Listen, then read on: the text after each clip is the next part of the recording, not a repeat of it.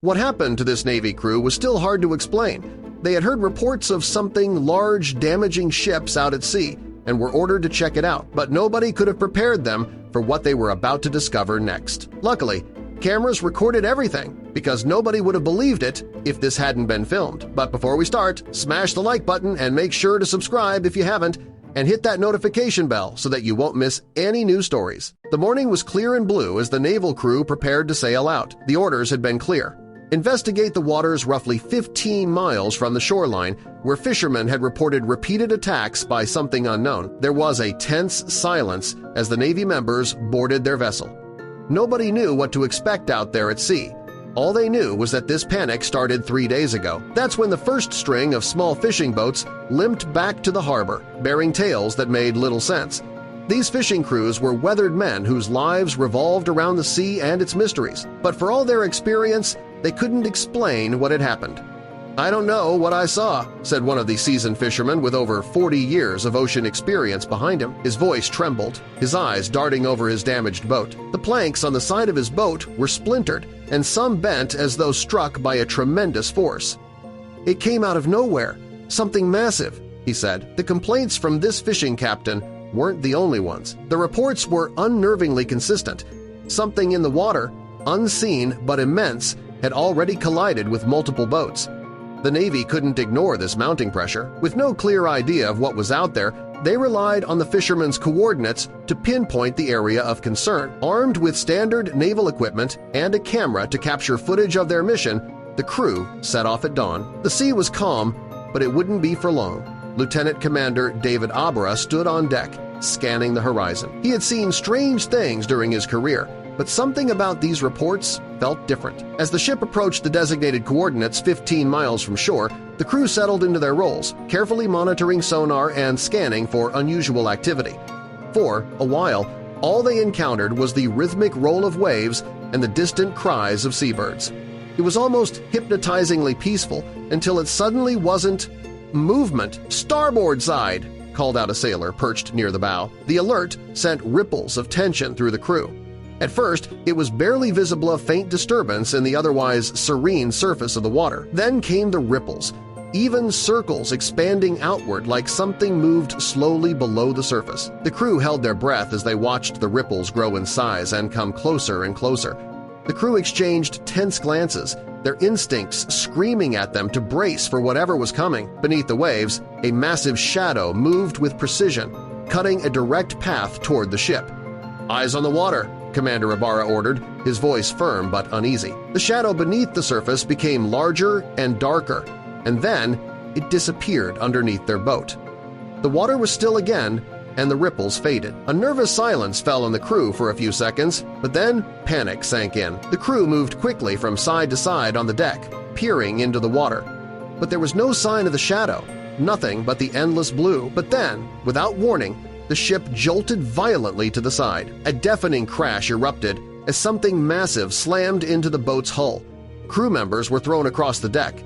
Some fell hard on the floor, while others clung to beams and railings to keep from sliding. The air filled with shouts and panicked cries. "It's attacking us just like the fishing ships!" one member yelled out. "What the hell was that?" another sailor shouted, his voice barely audible over the chaos. Ibarra gritted his teeth, gripping the wheel tightly. "Hold on, this isn't over," he yelled, his knuckles white against the metal. And Ibarra was right because the shadow returned directly after he spoke those words. It moved away from the boat with eerie speed, only to make a sharp turn before hurtling toward the vessel again. Another impact rocked the ship, this time harder. The deck tilted sharply. Ibarra was glad that their ship was fully metal, unlike the fishing boats. The pounding continued for a few more minutes, but each one felt like an hour. When the shadow below the surface finally had enough, the crew felt too nervous to move. It took Ibarra's commanding words to persuade his crew to check the water again. The crew gathered toward the back, their breathing heavy. They scanned the water, waiting for the next attack, but instead of another slam, something else happened. A large gray mass broke the surface about 60 feet away. It didn't emerge fully, but enough to make its presence undeniable.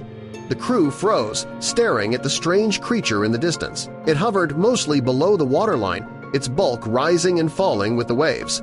"What is that?" someone finally muttered, breaking the crew's silence. The creature remained still as Commander Ibarra stepped forward to narrow his eyes. "Leave the camera rolling," he said firmly. Whatever it was, they needed proof. The creature floated eerily still in the water, its massive form swaying gently with the waves. Every now and then, a deep, throat-like sound echoed from it, low and strange, almost like a song. It wasn't aggressive, but its presence was enough to keep everyone frozen in place, unsure of what to do next.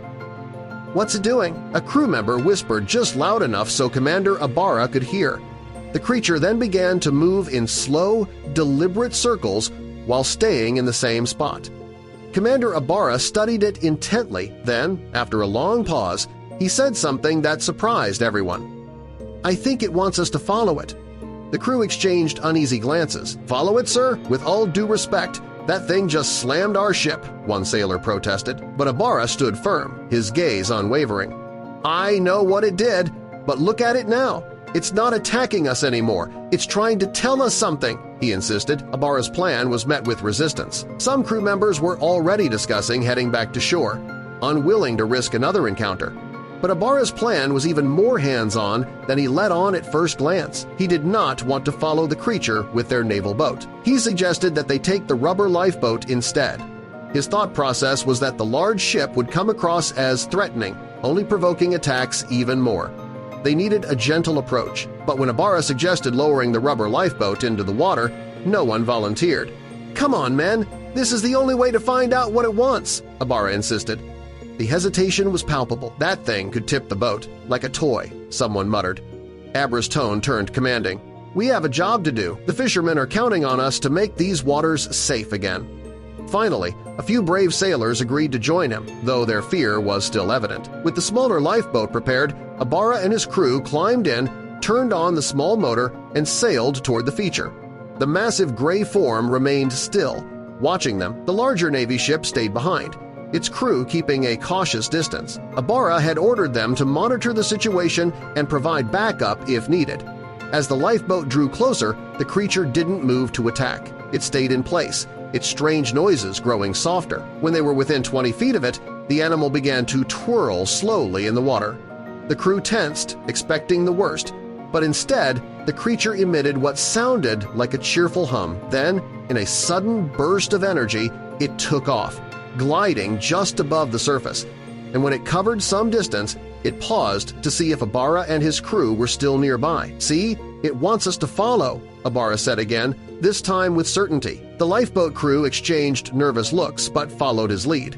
The creature swam at a steady pace, frequently turning its head to ensure they were following. Back on the Navy ship, the crew tracked the lifeboat on radar, keeping their distance as ordered so the animal would not get spooked. They gave Abra's team a 5-minute lead, watching from afar as the creature guided the small vessel through the open water. Whatever lay ahead, they all knew this was far from over.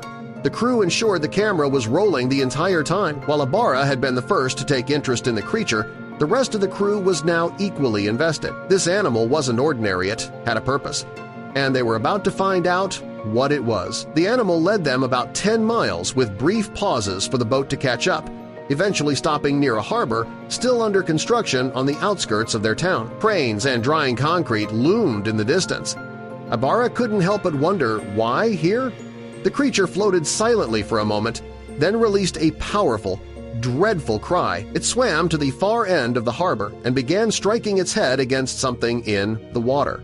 As the crew looked closer, they saw a pile of dead coral and rotting fuchsia, massive, heartbreaking heap. The reality sank in. The harbor had brought economic opportunity, but at a steep environmental price. To make way for development, a large portion of marine life had been destroyed or displaced. The creature's rage wasn't random, it was rooted in grief and loss. And not just its own, this wasn't about one animal, it was about everything that had once thrived here. The creature wasn't fighting boats out of malice, it was retaliating against the devastation inflicted upon the ecosystem. The dead sea life was evidence of the true victims of this expansion. Ibarra's lifeboat posed no threat, unlike the larger fishing boats, and that seemed to be why the creature had trusted them. Now, after seeing the destruction firsthand, the crew couldn't just walk away. They went ashore, capturing every movement and cry of the creature as it hovered near the coral graveyard. It was emotional but vital.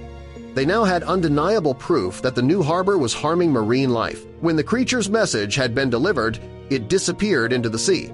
The crew didn't know what it was, but they understood its purpose.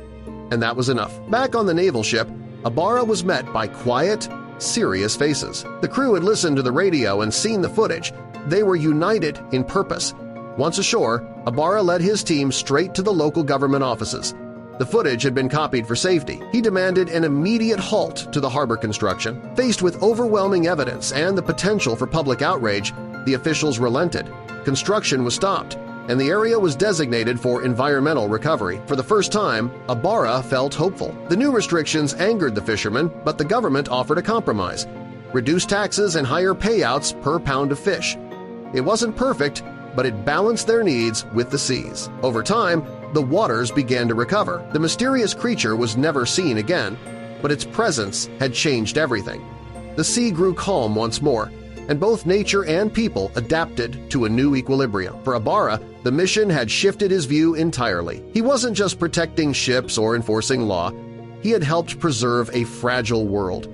The ocean wasn't just a workplace, it was a home, a life, a force worth defending. The footage remained archived, never shown publicly, but held as a solemn reminder of both the damage done and the course corrected. Ibarra and his crew vowed never to forget. The harbor grounds were eventually reclaimed by nature. Coral grew back. Fish returned. The sea had been given another chance, and so had they. Ibarra stood on deck, staring at the horizon. The sea was peaceful now, but its mysteries still echoed. He didn't understand why the creature had trusted him, but he was grateful for the sea, its silence, and its forgiveness.